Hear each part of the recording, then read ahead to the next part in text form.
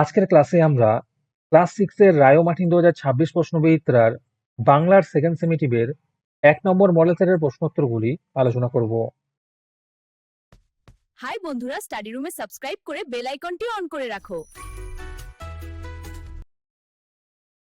প্রথমে আছে সঠিক উত্তরটি নির্বাচন করো। প্রথম প্রশ্ন হলো ছোট মফস্বল শহর। মফস্বল শব্দের অর্থ হলো শহরতলি। 2 নম্বরে আছে আলোক লুকায় বকের পাখায়। 3 নম্বর প্রশ্ন হলো মাটির ঘর তৈরি তথা দেওয়াল চিত্রের ক্ষেত্রে অগ্রসর হলেন সাঁওতালরা। 4 নম্বর প্রশ্ন হলো পাক বাবা মা বাড়ি বদলে নিয়েছিলেন সজনেখোলায়। 5 নম্বরে আছে অসীম শব্দের অর্থ সীমাহীন। 6 নম্বরে আছে জল ব্যতীত মাছের জীবন অসম্ভব। এখানে ব্যতীত হলো অনুসর্গ। 7 নম্বরে আছে অবেলা শব্দের উপসর্গ অ। 8 নম্বর প্রশ্ন হলো দয়াকার র ও দয়বয়াকার র শব্দের অর্থ পার্থক্য হলো স্ত্রী ও দরজা। এখানে দয়াকার র হবে স্ত্রী আর দয়বয়াকার র হবে দরজা। 9 নম্বরে আছে আমি যুক্ত রা শব্দরূপ হবে আমরা। 10 নম্বর প্রশ্ন হলো অংশকে পদান্তরিত করলে হয় আংশিক। 11 নম্বরে আছে কোষ উপসর্গ দিয়ে গঠিত একটি শব্দ খোশ মেজাজ। 12 নম্বর প্রশ্ন হলো উপসর্গ ব্যবহৃত হয় শব্দের আগে। আজকের ক্লাসের মডেল সেটটি নেওয়ার জন্য আমাদের হোয়াটসঅ্যাপ নাম্বার 7501121499 তোমরা যোগাযোগ করতে পারো। এই রকমের ভিডিও আরও পাওয়ার জন্য তোমরা আমাদের ইউটিউব চ্যানেলটি সাবস্ক্রাইব করে রেখো।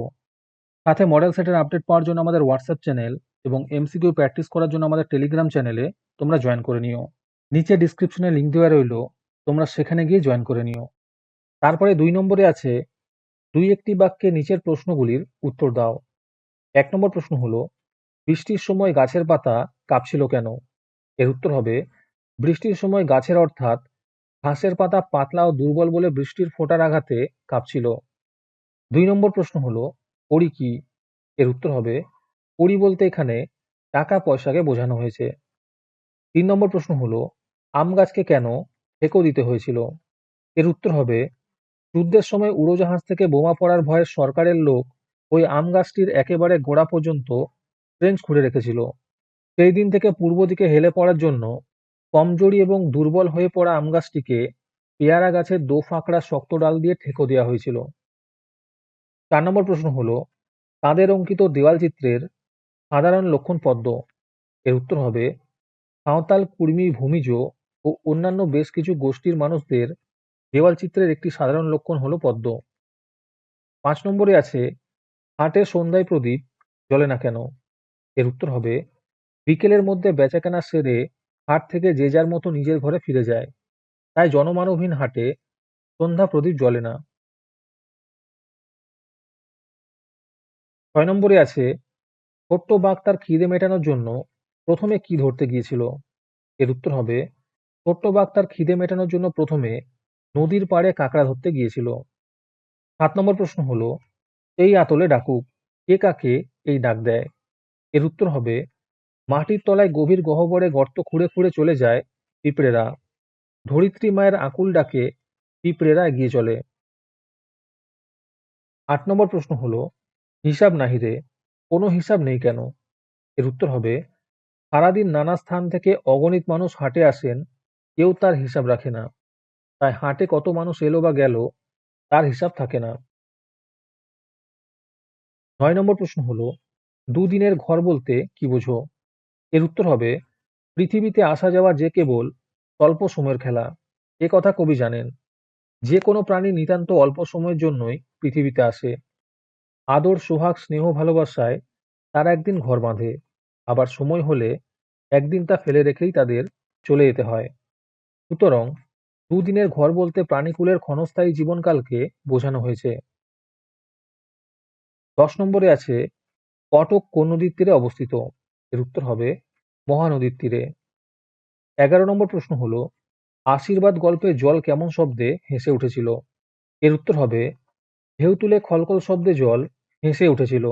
এখানে হেসে হবে। 12 নম্বর প্রশ্ন হলো চিত্রগ্রীবের মা কোন বংশের? এর উত্তর হবে হরকরা বংশের। তারপরে 3 নম্বরে আছে নিচের প্রশ্নগুলির সংক্ষেপে উত্তর দাও। যে কোনো দুটি করতে বলেছে।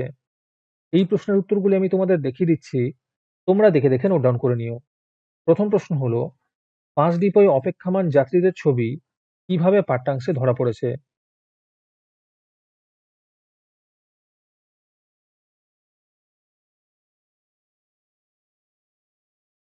আমাদের চ্যানেলটি সাবস্ক্রাইব করতে ভুলে গিয়ে থাকলে এখনই করে নাও। 2 নম্বর প্রশ্ন হলো, মাটির দেওয়াল চিত্রগুলি সাধারণত কোন কোন উৎসবে আঁকা হয়? আর এর সাথেই প্রশ্ন আছে, দুধে মাটির ওপর কিভাবে চিত্রণ করা হয়?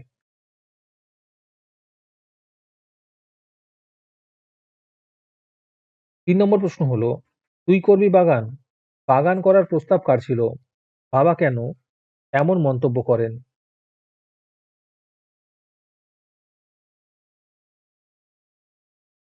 তারপরে 4 নম্বরে আছে, নিচের প্রশ্নগুলির সংক্ষেপে উত্তর দাও।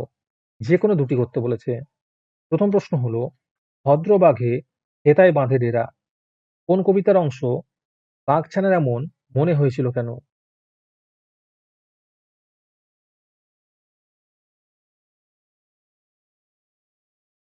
2 নম্বর প্রশ্ন হলো, মাটির বুকে যারাই আছি এই দুদিনের ঘরে উদ্ধৃত কবিতার লাইনটি কোন কবির লেখা?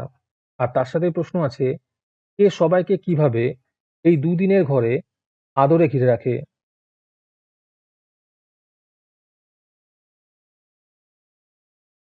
3 নম্বর প্রশ্ন হলো, উদার আকাশে মুক্ত বাতাসে চিরকাল একই খেলা কোন প্রসঙ্গে কবি আলোচ্য পংক্তিটি লিখেছেন?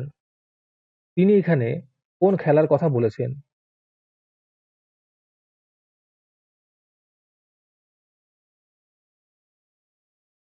তারপরে 5 নম্বরে আছে, নিচের প্রশ্নগুলির সংক্ষেপে উত্তর দাও। যে কোনো দুটি করতে বলেছে।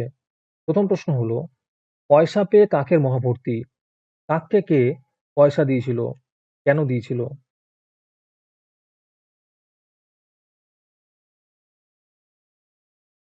2 নম্বর প্রশ্ন হলো, তার চেয়ে সোজা বললেই হয়, তোমার গোষ্ঠী শুদ্ধ সবাই হিজিবিজবিজ, কে কাকে কেন এই কথা বলেছিল?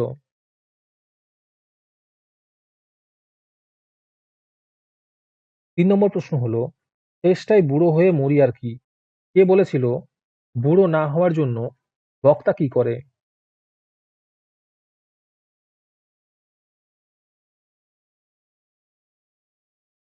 তারপরে 6 নম্বরে আছে, প্রদত্ত পদগুলির মধ্যে কোনটি বিশেষ্য ও কোনটি বিশেষণ চিহ্নিত করো। অন্তর হবে বিশেষ্য আর ঐশ্বরিক হবে বিশেষণ। 7 নম্বরে আছে, প্রদত্ত শব্দযুগলের অর্থ লেখো। ম তয়হসী হবে মনের গতি আর ময়কার তয়হসী হবে মুক্তা।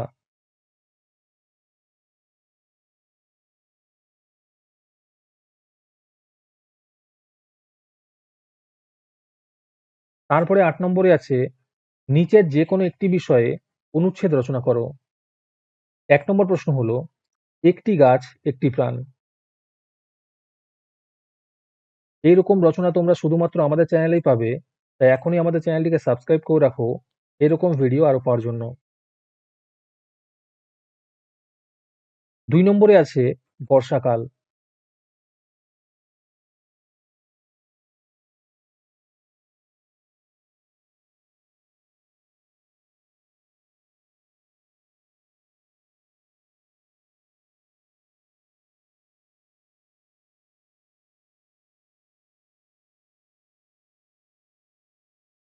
3 নম্বরে আছে উৎসব মুখর শরৎ।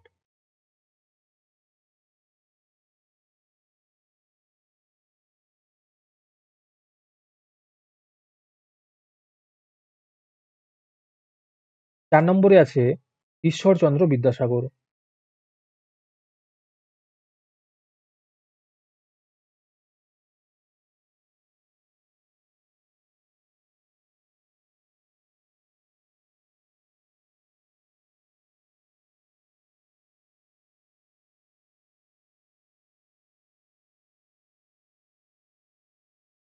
'আজকের ক্লাসটি তোমাদের ভালো লেগে থাকলে ভিডিওটিকে লাইক এবং চ্যানেলটিকে সাবস্ক্রাইব করে দিও। সাথে ভিডিওটি তোমাদের সহপাঠীদের শেয়ার করে দিও। তাহলে আজকে এই পর্যন্তই। দেখা হচ্ছে পরের ক্লাসে।